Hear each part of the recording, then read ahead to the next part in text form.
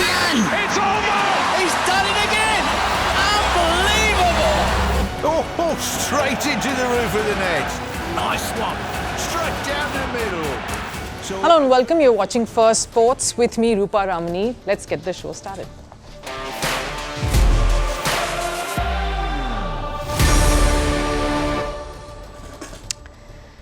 Right on the show today, will the stadium in Pakistan be ready in time for the ICC Champions Trophy? It's just about a month left for that. The PCB has missed the deadline to hand over the venues to the ICC for inspection. The new deadline is now January 25th. Will there be embarrassment for the ICC here? How far away is the PCB from completion, and can they lose the ICC event entirely? Meanwhile, Sam Konstas has broken his silence over the run-in with Indian pacer Jasprit Bumrah in Sydney, the last test. The Aussie teenager says it was all his fault. This comes after the Australian squad pointed fingers at India and Jasprit Bumrah for intimidating the teenager. In football, Mikel Arteta has done it again, come up with a ridiculous excuse for Arsenal's loss in the Carabao Cup. More on that over in the show, but first let's take a look at the headlines in Sports 360. Starting with cricket, Virat Kohli will play county cricket ahead of India's tour to England in June later this year, say reports.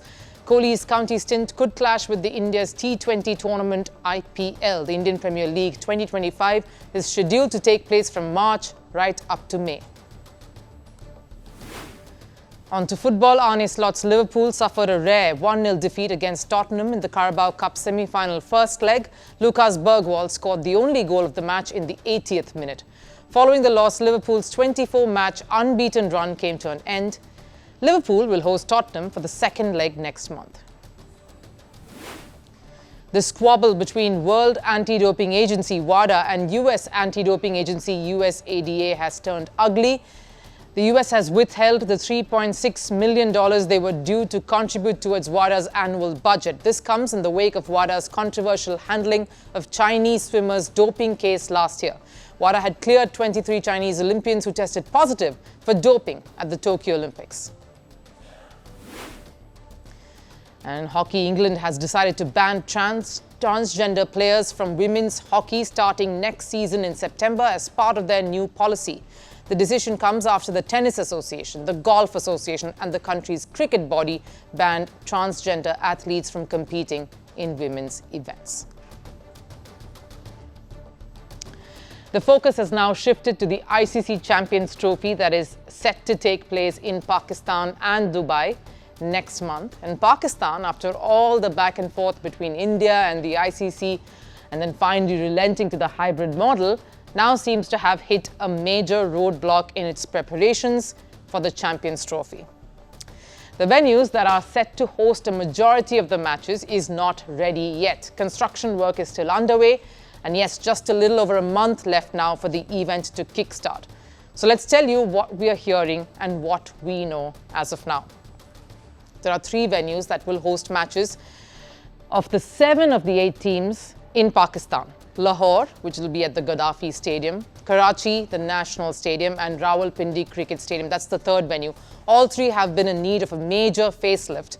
And by that, I do not just mean the basic superficial makeup that is required to beautify the venues and get it all ready for that ICC event. No, I mean hardcore work on developing the entire stadium. That involves many aspects, from preparing the outfield, refurbishing the stands that will seat all the spectators coming in, redesigning the dressing rooms and making them state-of-the-art, and other areas around the periphery of the stadium, which also includes the hospitality boxes and all of the other paraphernalia. This is being carried out in all the 3 venues. And it had to, because this is a historic event for many reasons. First and foremost, Pakistan is hosting an ICC event for the first time in nearly 30 years. International cricket, in its truest sense, is returning to Pakistan in a major way. Yes, they've hosted certain teams in bilateral events, but an ICC event with the top 8 teams taking part, technically 7, is a major challenge for the country. And ICC in particular is particular that the host country meets all the requirements to make sure this tournament goes by smoothly. So there is a lot of pressure on the PCB to deliver and deliver right. and the ICC to avoid any embarrassment for going ahead with this plan, especially when Pakistan have missed the end of December deadline to hand over the stadiums. The deadline was December 31st, 2024. They missed that. And not just that, considering the amount of money that's being used on the three venues, the ICC is closely scrutinizing the construction work that is underway. Here's the staggering amount that is being spent on the three stadiums. And of course, I'm going to start with Lahore, the Gaddafi Stadium, which is the main one. $90 million is the total amount that's allocated and that's being spent on the Lahore Stadium. All of that work is still pending. You've got steel structure pavilion that is set to be built, concrete office building that was missing.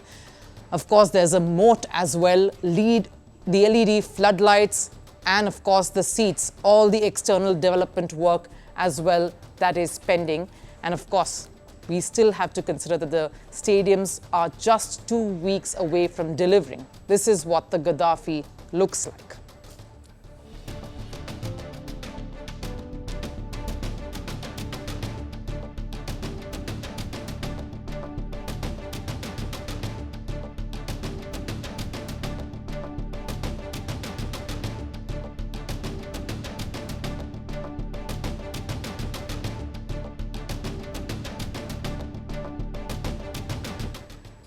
That stadium there, those visuals that you're seeing, you just saw, looks far from ready or even close to completion. There is a lot of work still left, and that's what it looks like just about now. Those are the pictures that have been doing the rounds across social media networks.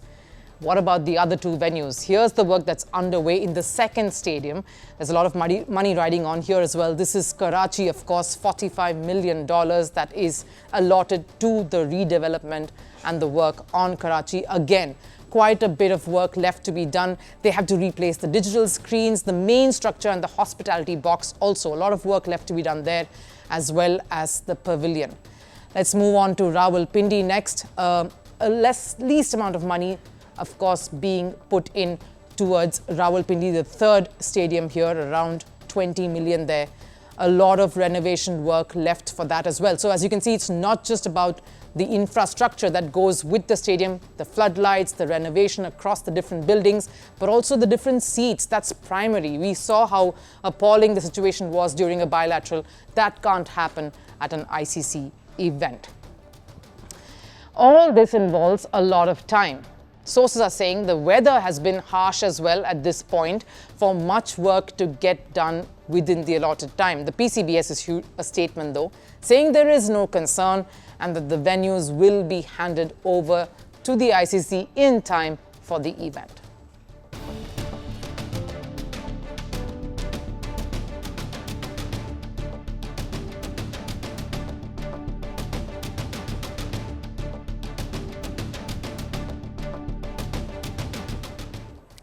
In fact, the PCB is so sure of this happening that they've moved a tri-series set to take place between New Zealand, South Africa, of course, and Pakistan that was set to take place between the 8th and the 14th of February from Multan, which was the earlier plan, to Karachi and Lahore ahead of the Champions Trophy. They are certain that the stadiums will be ready to host this tri-series and these two teams as a warm-up, a curtain raiser to the mega event which will be the Champions Trophy.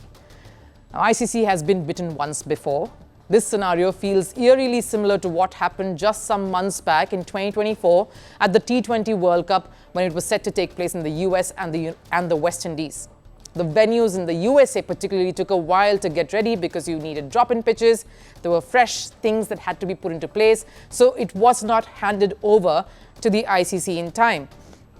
And the New York pitches in particular received severe flack from all quarters, particularly the players themselves.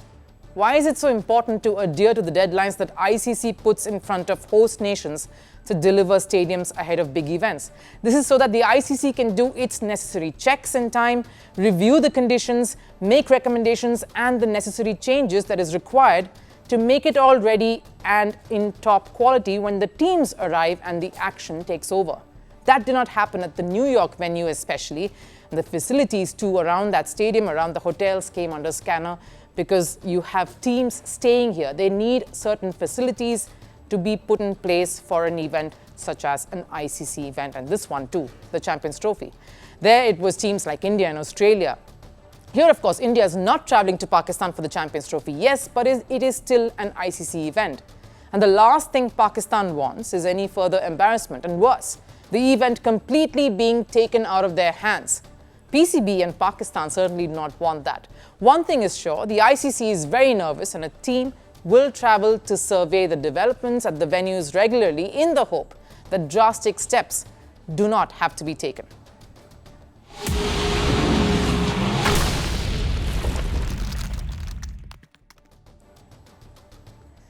One of the most talked about incidents at the Border Gavaskar Trophy was the drama surrounding Sam Konstas, the Australian teenager who made all the headlines with his debut in the 4th Test. He had an eventful start to his career. The youngster was involved in 2 on-field spats with 2 of the biggest names in Indian cricket, world cricket in fact, Virat Kohli and Jasprit Bumrah. And the teenager has finally broken his silence on the whole drama.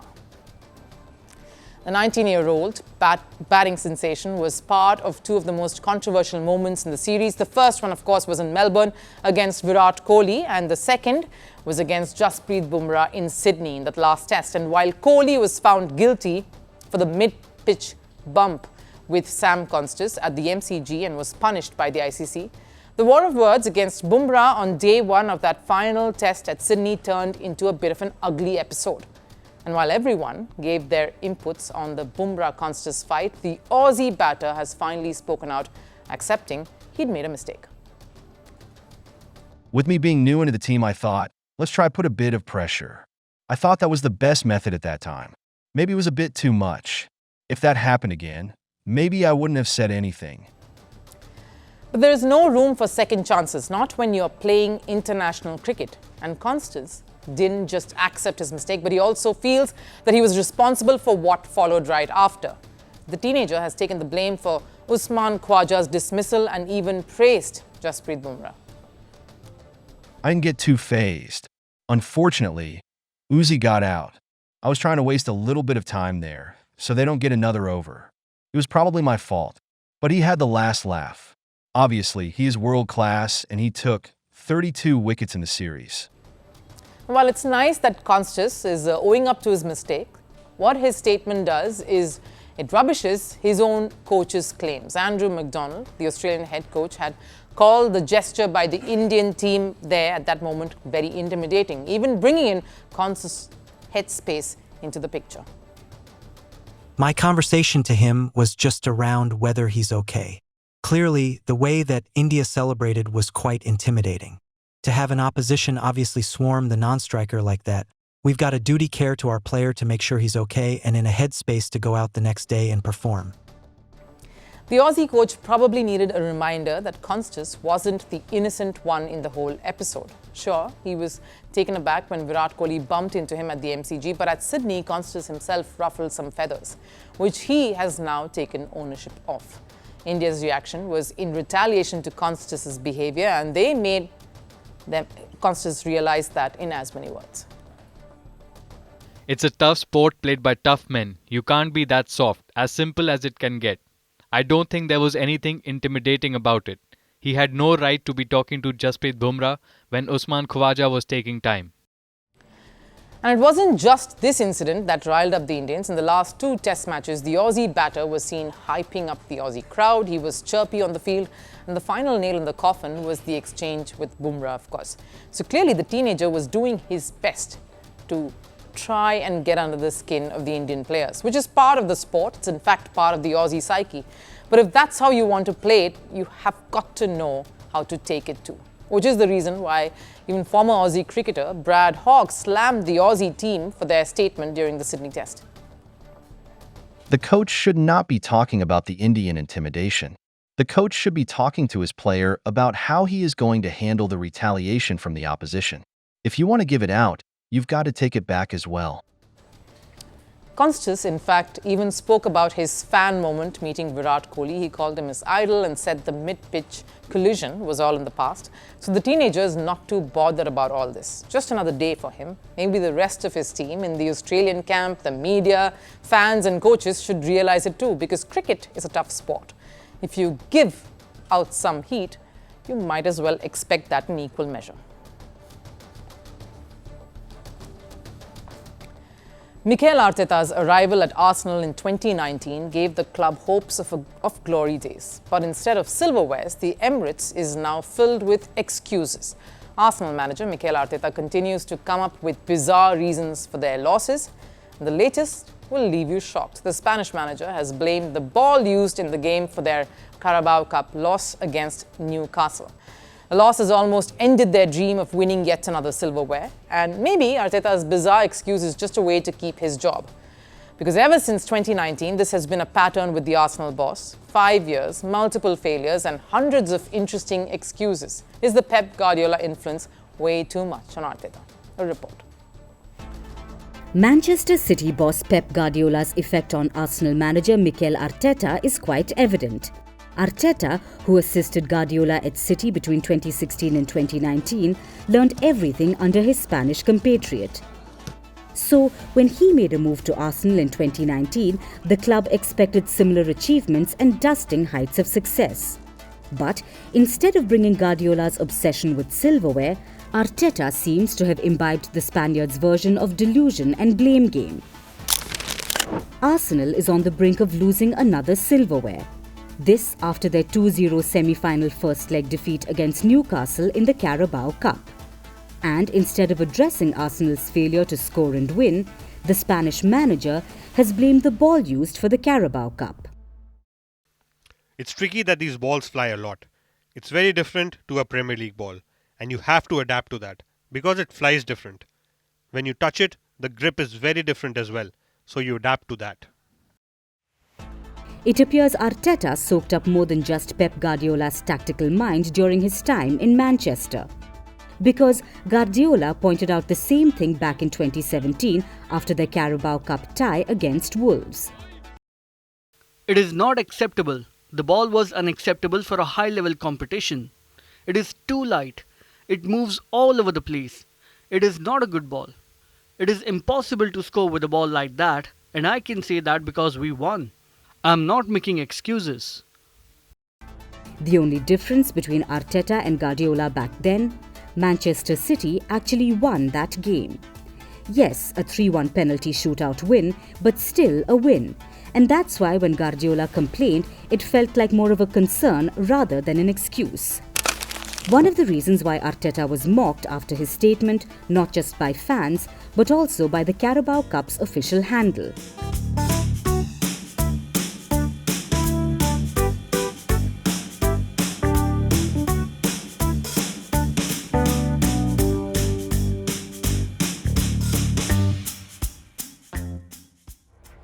The reason behind this taunt is of course Arsenal's failure to cross the line in important clashes.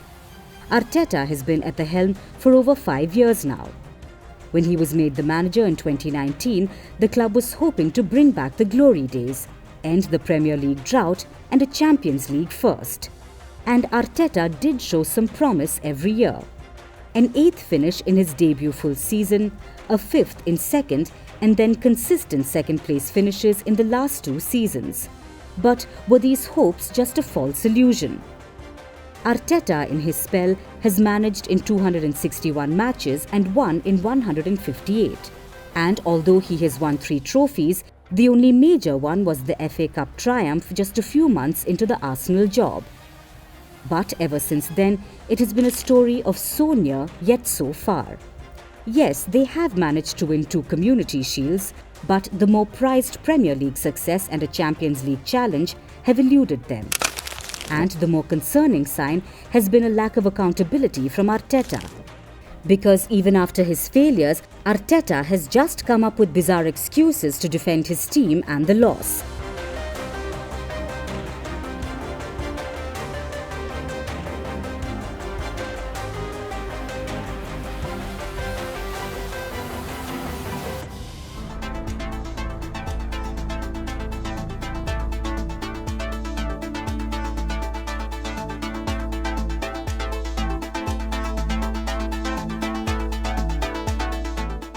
The excuses have been interesting to say the least, from too much wind to long grass, intense training, and now blaming the ball itself. Arteta has used all possible reasons and he's running out of the blame game too. The only one remaining now is that the other team played better and Arsenal didn't. Because time is running out for Arteta. He can't just sideline the real cause for their loss and blame it on something as inconsequential as the ball being used. Because the opponent who won played with the very same ball. The management has been patient with him, but if the pattern continues, the days now seem to be numbered for Guardiola's student. Maybe Arteta needs to stop mirroring Guardiola's excuses and look to emulate his hunger for silverware instead. That's the only way he can hold on to the Arsenal job. Time for last serve. Novak Djokovic's return to the Australian Open is expected to be nostalgic and nerve-wracking. The Serb put his nightmares of the Aussie Open behind him at a charity event that he hosted called A Night with Novak. Fans are just as excited to see him back at the Melbourne Park. Take a look.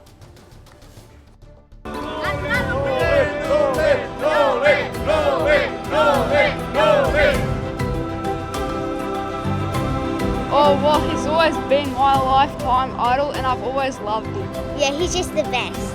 He did so much for our country, for Serbs. Go Novak! We love you, Novak! Volimo ti Novak!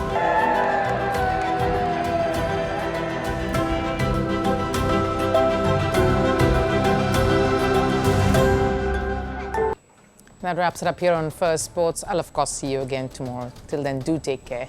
Bye-bye.